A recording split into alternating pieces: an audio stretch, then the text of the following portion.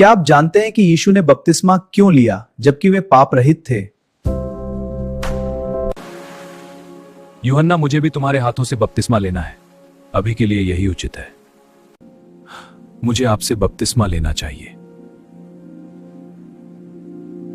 लेकिन यीशु ने कहा, अभी ऐसा ही होने दे, क्योंकि हमें सारी धार्मिकता पूरी करनी है।